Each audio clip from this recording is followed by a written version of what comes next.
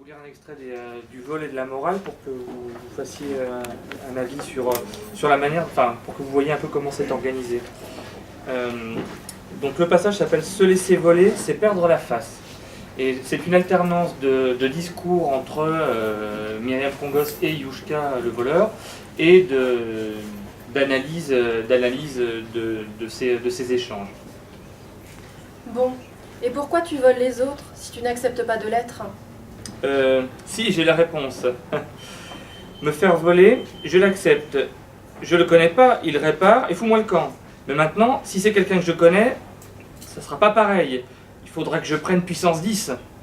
Je ne comprends pas. Eh bien, il va me donner le blouson, le portefeuille, le machin, et je vais l'attacher à poil pendant une semaine. Je vais lui donner à manger, pour ne pas qu'il meure quand même.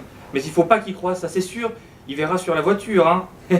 Je lui donne à manger, ou je le jette place Gambetta, là, à poil. Allez, dégage, rentre chez toi.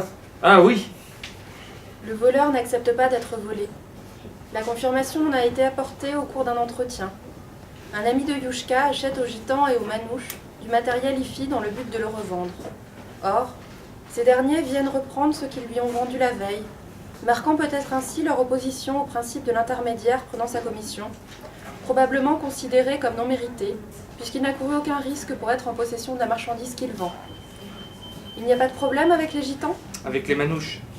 Alors quelle est la différence entre les gitans et les manouches ? Les manouches, ils viennent du nord. Du nord, les Roumains. Ils sont blonds et ils ont les yeux bleus. Et les gitans, les Andalous, ils sont du côté espagnol. Ah bon ? Et les Andalous ? Avec les Andalous, ça se passe mieux. Mais voilà, ils sont plus réglo. Je sais pas comment te dire. Les manouches, ils viendront te vendre quelque chose et ils viennent te le reprendre après. Ou... Alors là, c'est pas la bonne entente. Entre nous ou entre eux. Avec eux, ouais, il n'y a pas de respect. Normalement, entre nous, tu prends quelque chose, tu payes. Voilà. Oui, mais entre toi et eux, vous vous respectez ? Oui, quand même. Voilà, il y a un respect.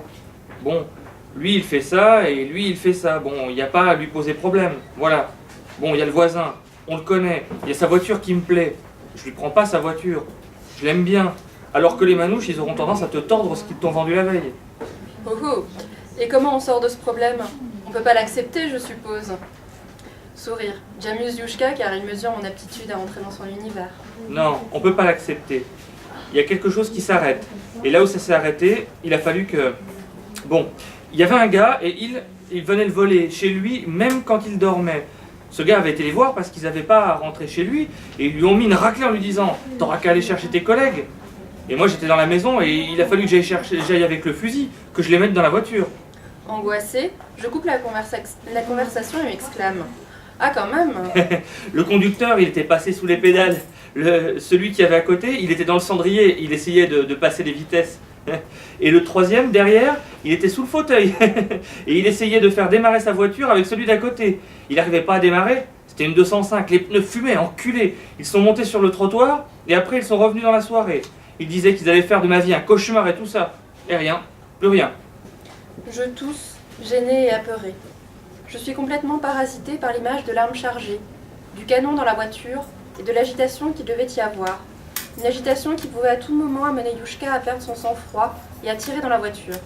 Ce qui m'effraie le plus, ce sont les rires insouciants de Yushka qui banalisent le fait qu'il ait menacé de mort plusieurs hommes à la fois et qu'à cet instant encore, il ne soit pas en mesure d'être critique par rapport à cet événement. Pas plus qu'il n'est en mesure d'éprouver le moindre regret. Paradoxalement, ces rires mettent en avant le burlesque de la situation. Si on ne prend pas en compte le détail du risque de mort par arme à feu, la situation, telle que Yushka la raconte, fait spontanément rire. Il faut pour cela entrer dans son univers, revivre avec lui l'instant qu'il a vécu.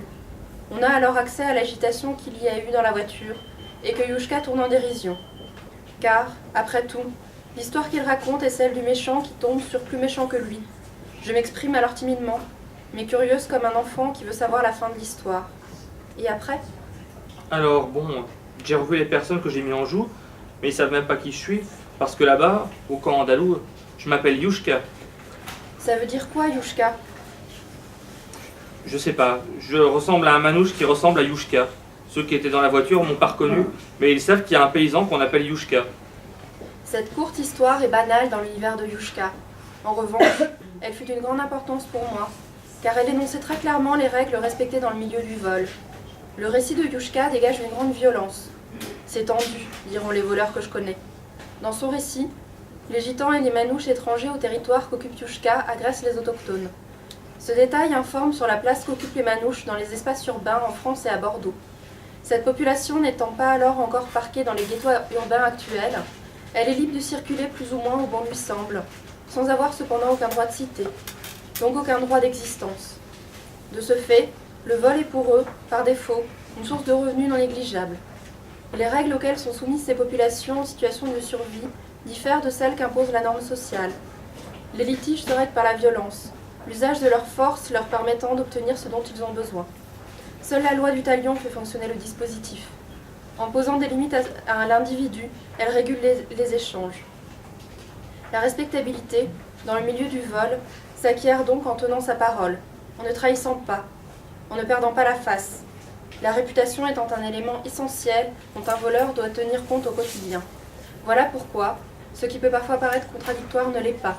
Le voleur vole autrui et en même temps refuse de l'être, au sens où il ne peut se permettre d'être déconsidéré et discrédité aux yeux de son groupe. Voilà, un exemple du travail réalisé dans les ethnographiques. Il y a un autre titre à venir dans la collection ? Oui, il y a un autre titre à venir, absolument riant, puisque ça s'appelle La mort à côté. Et là, c'est une enquête ça se situe en Suisse, mais peu importe, c'est une enquête auprès des accompagnants en fin de vie, des bénévoles accompagnants en fin de vie dans les hôpitaux. Voilà, je ne vais pas forcément dire plus, parce qu'il fait beau pour une fois, on ne va pas cacher ça. Voilà, mais c'est en septembre qui sortira. La mort à côté de Yanis Papadaniel.